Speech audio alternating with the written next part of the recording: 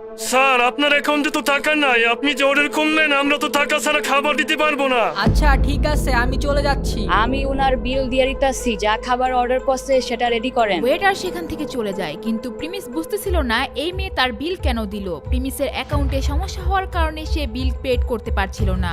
এইদিকে হিমারি ও তার বান্ধবী পূজা প্রিমিসকে ফলো করতে করতে সেই রেস্টুরেন্টে চলে আসে। প্রিমিসের বিল পেড করার কারণে প্রিমিস একটু খুশি হয় এবং তাকে ধন্যবাদ দিতে চায়। আরে তুমি কি পাগল হয়ে গেছো? তুমি কেন ওর বিল দিতেছ? একটু আগেও তো কত বড় বড় কথা বলতাছিল, 10 লাখ টাকা কাকে যেন দেওয়ার কথা বলতাছিল, আর এখন ওর কাছে 50 টাকা জুস খাওয়ার টাকা নাই। আমার তো মনে হয় তুমি ওরে ভুল বুঝতেছ। এই ছিল অবশ্যই কোনো পাগল টাগল হইব।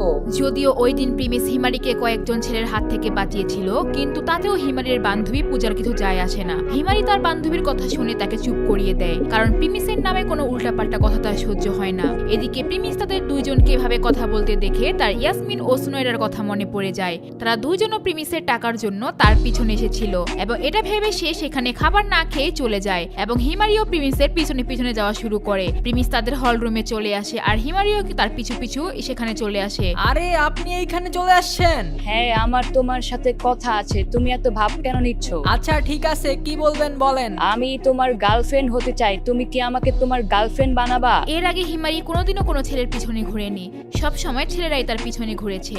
কিন্তু আজকে যখন সে প্রিমিসকে প্রপোজাল দিল, প্রিমিস কোনো পাত্তাই দিচ্ছে না।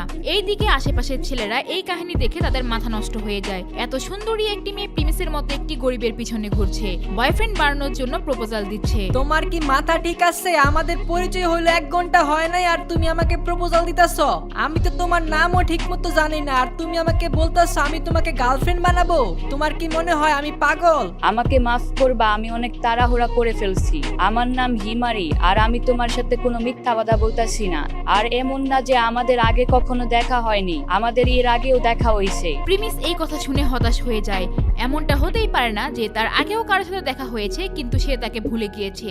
যদি সে কারোর সাথে দেখা করে থাকে তাহলে তো তার চেহারা মনে থাকবে। আসলে আমি তোমার সাথে দেখা করছি কিন্তু তুমি আমাকে দেখোনি। আমি তোমাকে খেয়াল করছি কিন্তু তুমি আমাকে খেয়াল করনি। এমনকি তুমি আমাকে একটা বড় বিপদ থেকে রক্ষা করছো। কয়েকজন ছেলে আমাকে ডিস্টার্ব করতেছিল, তুমি আমাকে তাদের হাত থেকে বাঁচাইছিলা। হিমারি প্রিমিসকে ওই দিনের কথা বলে। প্রিমিসের এখন মনে পড়ে ওই দিন কয়েকজন ছেলে তাকে ডিস্টার্ব করেছিল আর প্রিমিস তাদেরকে গাড়ি দিয়ে উড়িয়ে দিয়েছিল। এটা সেই দিনের কাহিনী যেদিন রাধিকার মা হসপিটালে ভর্তি হয়েছিল। ওই দিন আমার কিছু করার ছিল না, কিন্তু আমার কপাল ভালো যে তুমি তাদেরকে গাড়ি দিয়ে উড়িয়ে দিয়ে আমাকে সেখান থেকে বাঁচিয়েছিলা। ওই দিন আমি তোমাকে দেখেই পছন্দ করে ফেলি, আর এরপর থেকে আমি তোমাকে খোঁজা শুরু করি। এমন আজকে তোমার সাথে আমার দেখা হয়ে যায়। আচ্ছা ঠিক আছে, তাহলে এই ব্যাপার। এইবার প্রিমিসের বিশ্বাস হচ্ছিল যে এই মেয়ে আসলে টাকার জন্য তার পিছনে আসেনি। এইদিকে হিমারির বান্ধবী পূজা সেখানে এসে পড়ে। হিমারি পূজাকে আসতে দেখে কিন্তু তার খেয়াল শুধু প্রিমিসের দিকেই থাকে। আচ্ছা প্রিমিস, তুমি কি এখন আমার সাথে ঘুরতে যাইবা? কি তুমি এত তাড়াতাড়ি ওরে পটায় ফেলছো? হিমারি তুমি কই, আর এই ছেলে কোথায়? তুমি ওর সাথে ঘুরতে যাইবা? হিমারি তার বান্ধবী পূজার কোনো কথাই উত্তর দেয় না। হিমারি বুঝতে পারে প্রিমিস আসলে কেমন ধরনের ছেলে। আমি তোমাকে লাস্ট বারের মতো বলতাছি, তুমি কিন্তু ভুলেও রাজি? আমি রাজি না, আমার কোনো ইন্টারেস্ট নাই। আরে তুমি হিমারিরে জানো আর তুমি ওরে মানা করে দিলা? তুমি তো কঠিন ধরনের বলো। প্রিমিস যখন হিমারির সাথে ঘুরতে যাওয়ার রিজেক্ট করে দেয়, পূজার মনে হয় প্রিমিস আসলে একটি পাগল। হিমারির মতো একটা মেয়েকে কিভাবে সে রিজেক্ট করে দেয়। এইদিকে পূজার কথার কারণে হিমারির মেজাজ খারাপ হয়ে যায়। তুমি কি অন্ধ? হিমারির মতো একটা মেয়ে তোমার সামনে দাঁড়ায় আছে আর তোমাকে ঘুরতে যাওয়ার কথা বলতাছে, আর তুমি এত ভাব নিতাছ? তুমি কি বুঝতাছো না তুমি কত বড় সুযোগ মিস করতাছো? তোমার মাথায় কি গোবর আছে? হিমারির মাথা খারাপ হওয়ার আগেই পূজা তার বান্ধবীর পক্ষ নিয়ে কথা বলা শুরু করে। তার কথা চুপচাপ শুনতেছিল। হিমারি যতই সুন্দর হোক না কেন, প্রিমিস তাকে নিয়ে কিছুই ভাবে না। তুমি আমার প্রপোজাল না করার একটা কারণ বলো। আসলে বিষয় হচ্ছে আমি অলরেডি একজনের সাথে আছি, আমার একটা গার্লফ্রেন্ড আছে। প্রিমিস রাধিকাকে ছাড়া অন্য কারো কথা ভাবে না। এই কথা শুনে হিমারির কিছুটা ভালো লাগে, কারণ তার এটা মনে হয় তার মধ্যে কোনো কিছুর কমতি নেই। এমনকি এখানে প্রমাণিত যে প্রিমিস একজন দায়িত্ববান ছেলে। এমন ছেলেই হিমারির পছন্দ। তো কি হইছে, তোমার গার্লফ্রেন্ড আছে? আমার তো মনে হয় তুমি কিছুদিন আমার সাথে থাকলে তুমি তোমার গার্লফ্রেন্ডকে ভুলে যাইবা। না এমন কিছু না, আমি যার সাথে আছি অনেক ভালো আছি। আর তাকে আমার অনেক বেশি পছন্দ। আর আমি তাকে ওয়াদাও করছি আমি সব সময় তার পাশে থাকবো, খেয়াল রাখবো। আমি তোমার গার্লফ্রেন্ডের সাথে একবার দেখা করতে চাই। আমি দেখতে চাই ওর মধ্যে কি এমন আছে যেটা আমার মধ্যে নাই। প্রিমিসের মনে হচ্ছে এই মেয়ে তার পিছনে পড়ে গেছে। প্রিমিস বুঝতেছিল না হঠাৎ তাকে নিয়ে চিন্তিত হয়ে পড়লো কেন। এই মেয়ে তো প্রিমিসের ব্যাপারে কিছুই জানে না। তুমি ওর সাথে এখন দেখা করতে পারবে না, কারণ ও কলেজের মধ্যে নাই। ঠিক তখনই প্রিমিসের ফোনে একটি কল আসে, আর সেটা ছিল রাধিকার কল। রাধিকা, কি হয়েছে? সবকিছু ঠিকঠাক আছে তো?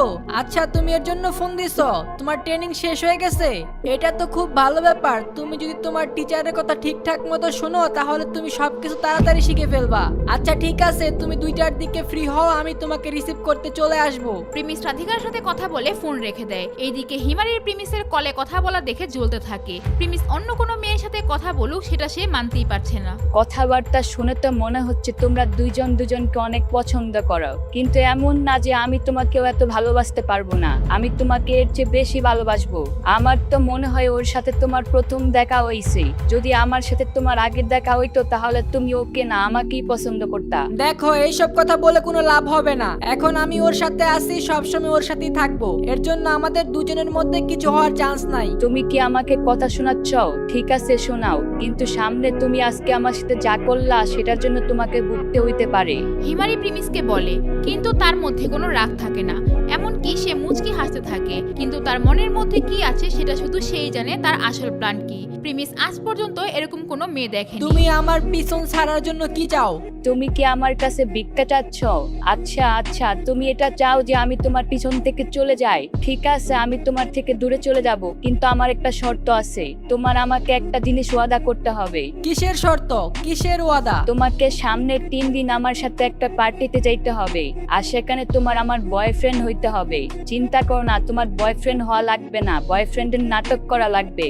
কিন্তু হ্যাঁ, নাটক কিন্তু ভালো মতো করতে হবে। খেয়াল রাখো যেন কেউ বুঝতে না পারে। আর যদি আমি এই শর্ত না মানি তাহলে? শর্ত শোনার পর প্রিমিস এত সহজেই মানতে রাজি না। হিমারি তাকে কোনো না কোনো ভাবে আটকানোর চেষ্টা করছে। যদি না মানো তাহলে আমিও মানবো না। কথা এখানেই শেষ।